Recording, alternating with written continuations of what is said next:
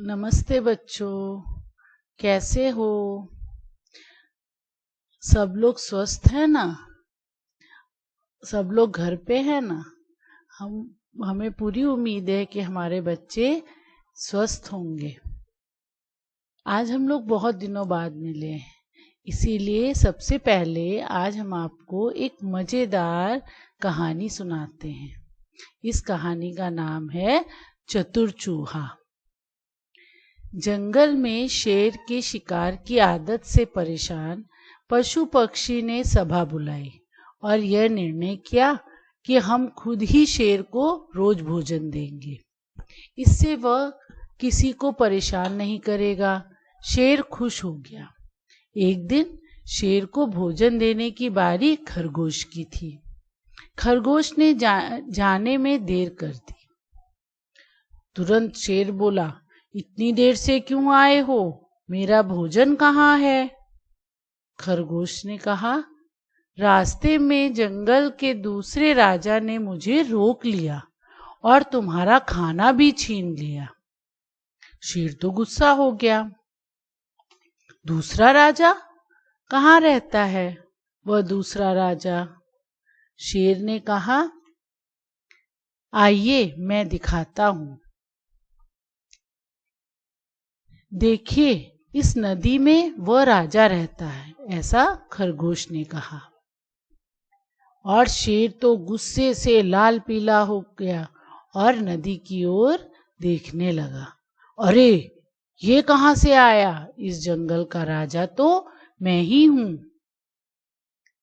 इतने में खरगोश बोला, देखिए कैसे आपकी तरह जोर से दहाड़ रहा है, जैसे इसे आपका कोई डर ही नहीं है। तो राजा को और गुस्सा आ गया। उसने कहा, अभी इसको सबक सिखाता हूं। और ऐसा कहकर शेर पानी में कूद गया और डूब गया। और खरगोश जो है वो दौड़ता दौड़ता जंगल में सभी प्राणियों के पास गया और कहने लगा, देखा, मैंने अपनी चतुराई से सबकी परेशानी का अंत कर दिया। वाह, तुमने तो कमाल कर दिया। सब पशु कहने लगे, अब से तुम ही हम सबके नेता हो। मजा आई ना बच्चों? ये चित्र तुम लोगों ने देखा ना कि किस तरीके से एक छोटा सा खरगोश, उसने अपनी होशियारी और चतुराई से, समझदारी से इतने बड़े शेर से अपने को बचा लिया और दूसरे पशुओं को भी बचा लिया, क्योंकि शेर तो रोज सबको परेशान करता था। इसलिए कभी भी कोई भी परेशानी आए तो हमेशा अपनी होशियारी और चतुराई का इस्तेमाल करना चाहिए, समझदारी का इस्तेमाल करना चाहिए और अपनी समस्याओं का समाधान करना चाहिए। मजा आई ना सबको? चलो, आज हम लोग अपना पहला पाठ शुरू करेंगे, जिसका नाम है सब पंछी सुख से रह पाते। All the birds could live in the rest। मतलब कहने का मतलब ये कविता है और इस कविता के अंदर चिड़िया की बात कही गई है। चिड़िया तो सबने देखी है ना, सबके घर के आसपास आती होंगी। जब तुम लोग बगीचे में जाते होगे तब भी तुमने चिड़िया को देखा होगा। उसी छोटी सी चिड़िया के ऊपर ये कविता बनी है। ये कविता पहले हम बोलेंगे और तुम्हें भी सुनकर मेरे साथ साथ ही बोलना है। चलो, हम लोग इस कविता की शुरुआत करते हैं।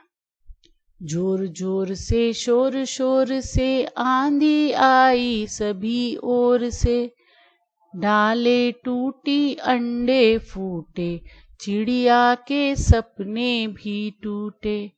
किससे मन की व्यथा कहेगी, कैसे चिड़िया दुखी सहेगी।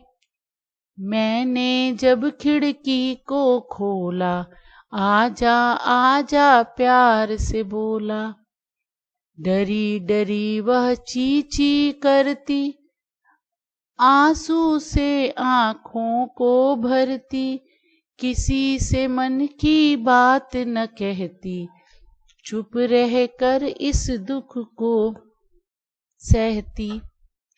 चिड़िया का यह दुख देखा तो मन ही मन मैंने ये सोचा, काश पेड़ घर में उग पाते, पक्षी जिन पर नीड़ बनाते।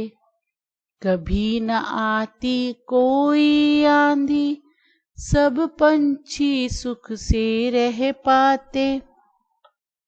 जोर जोर से शोर शोर से, आंधी आई सभी ओर से। सबने सुनी है कविता?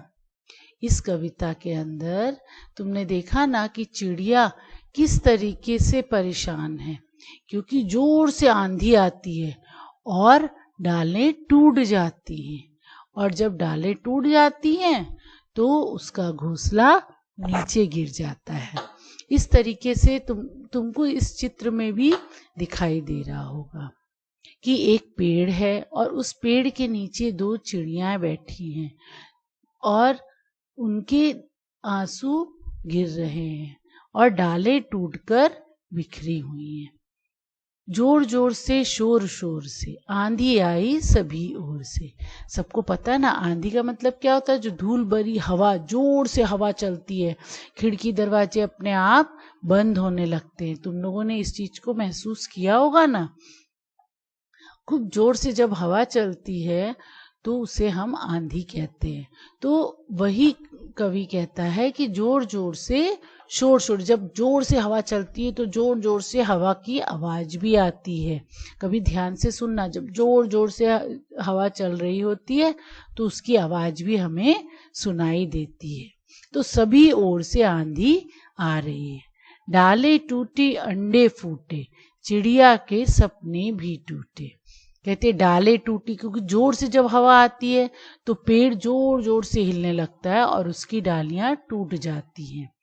अंडे फूटे, चिड़िया के सपने भी टूटे। और चिड़िया हमेशा अपना घोंसला कहाँ बनाती है? पेड़ पर।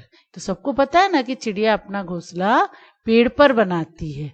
तो जब जोर से आंधी आई, डालें टूट गई, तो उसका घोंसला भी नीचे गिर गया और चिड़िया के सारे सपने टूट गए। सपने किस तरह से कि जब घोंसले में उसके अंडे थे, उसने अपने जो अंडे रखे हुए थे उसे, ये चिड़िया को यह सोच रही थी कि ये अंडे को वो संभालेगी और धीरे धीरे अंडे में से बच्चे निकलेंगे और वो भी बच्चे बड़े होकर उड़ने लगेंगे मेरे साथ।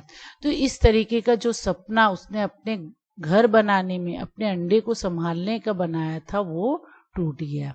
किससे मन की व्यथा कहेगी, कैसे चिड़िया दुखी सहेगी।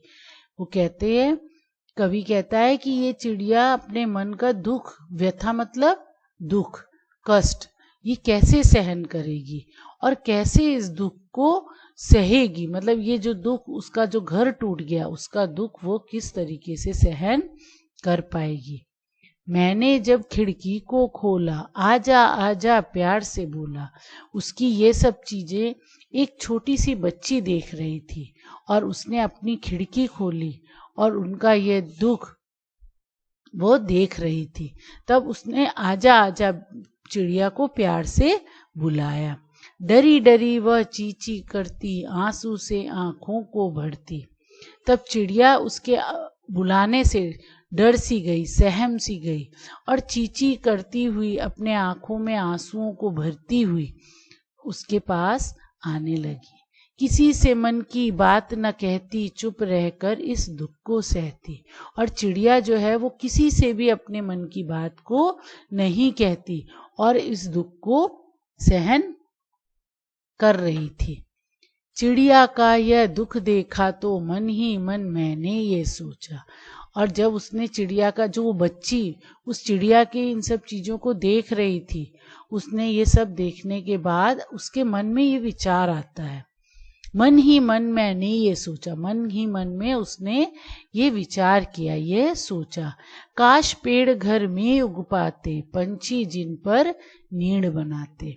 वो बच्ची मन में क्या सोचती है कि ये जो पेड़ हैं वो काश मेरे घर पर उग पाते, या हर इंसान के घर के अंदर उग पाते।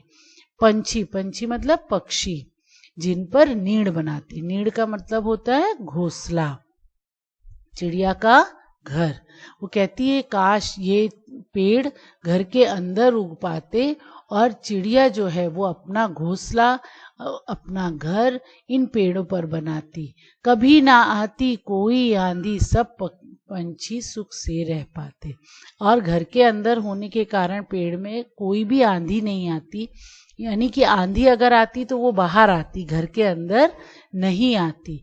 और ये पक्षी आराम से सुख से अपना जीवन व्यतीत कर पाते और घोंसला बना पाते, अपना घर बना पाते। इस तरीके से कवि जो है वो चिड़िया के दुख की बात कहता है कि किस तरीके से चिड़िया आंधी आने पर किस तरीके से उसका घर अस्त व्यस्त हो जाता है और चिड़िया दुखी हो जाती है। समझ में आई ना ये कविता सबको?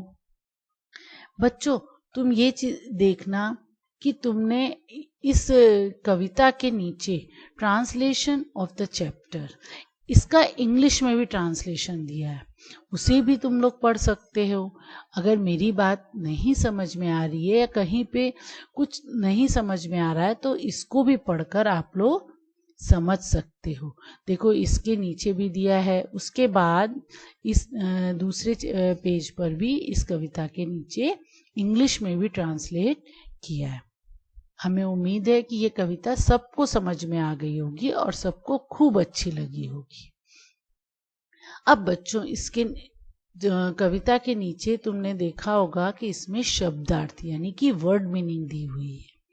इस वर्ड मीनिंग में शब्द और उसके अर्थ दिए हैं और उसका इंग्लिश में भी अर्थ दिया हुआ है। तो हमें दोनों लिखना है, हिंदी और हिंदी का अर्थ हिंदी में और उसकी इंग्लिश के भी शब्द हमें लिखने हैं। ठीक है, ये कविता पूरी सबको अपनी नोटबुक में लिखनी है। एक बार सुंदर राइटिंग में सबसे पहले लेसन का नाम लिखना है, लेसन 1, और उसका नाम लिखना है। जिस दिन आप ये वर्क कर रहे हैं अपनी नोट में उसकी डेट डालनी है, उसकी तारीख लिखनी है और उसके बाद एक लाइन छोड़कर नीचे हमें ये कविता लिखनी स्टार्ट करनी है। यह कविता हमें एक बार अपनी नोटबुक में सुंदर अक्षर में लिखनी है। ठीक है ना बच्चों, समझ में आ गया? और ये जब कविता हम लिख लेंगे तो उसके बाद हमें इसके वर्ड मीनिंग्स लिखने हैं। हम आपको वर्ड मीनिंग्स एक बार पढ़कर बता रहे हैं। शोर शोर से यानी तेज से आवाज करते हुए, स्लैप डैश, आंधी, धूल भरी तेज हवा और तूफान, स्टॉर्म, फूटे, टूटे, ब्रोकन, सपने, स्वप्न, ड्रीम्स, मन, दिल, हार्ट और माइंड, व्यथा, पीड़ा, दुख, सौरो, खिड़की, झरोखा, विंडो, डरी डरी, डरी हुई, भयभीत, आफ्रेड, चीची यानी चिड़िया की आवाज, क्रिप, आंसू, दुख से आंखों से निकलने वाला पानी। जब हम दुखी होते हैं ना तो हमारे आंख से पानी निकलता है ना, उसे हम आंसू कहते हैं, टीयर्स। चुप, शांत, मौन, साइलेंट। नीड़, घोंसला, चिड़िया के रहने का स्थान, नेस्ट। सुख, आराम, आनंद, कंफर्ट, हैप्पीनेस। ये तो शब्दार्थ है यानी कि वर्ड मीनिंग है जो आपको अपनी नोटबुक में 2 टाइम्स लिखने हैं, यानी कि 2 बार लिखने हैं और उसका इंग्लिश मीनिंग भी लिखना है। ठीक है। और उसके नीचे समानार्थी शब्द यानी सिनोनिम्स दिए हुए हैं, और इन समानार्थी शब्दों को भी अपनी नोट में 2 टाइम्स लिखना है, यानी 2 बार लिखना है। हम आपको एक बार समानार्थी पढ़ के बता रहे हैं। चिड़िया, पंछी, पक्षी, पेड़, वृक्ष, तरु, डाल, टहनी, शाखा। ये वो शब्द हैं जिनके कई अर्थ होते हैं, तो उसे हम समानार्थी, उसी की तरह एक ही शब्द के कई अर्थ निकलते हैं तो उसे हम समानार्थी, समान अर्थ, कई अर्थ मतलब समान अर्थ, उसी के जैसे दूसरे शब्द निकलते हैं उसे हम समानार्थी कहते हैं। तो इसमें ये 3 समानार्थी दिए हैं जिन्हें आपको 2 बार अपनी नोटबुक में सुंदर अक्षर में लिखना है। आपको समझ में तो आ गया होगा ना बच्चों। अब हम अपनी नई क्लास में मिलेंगे, नए चैप्टर के साथ नई क्लास में मिलेंगे, लेकिन तब तक आपको जितना का वर्क हमने दिया है वो आपको पूरा कंप्लीट करना है। Bye bye.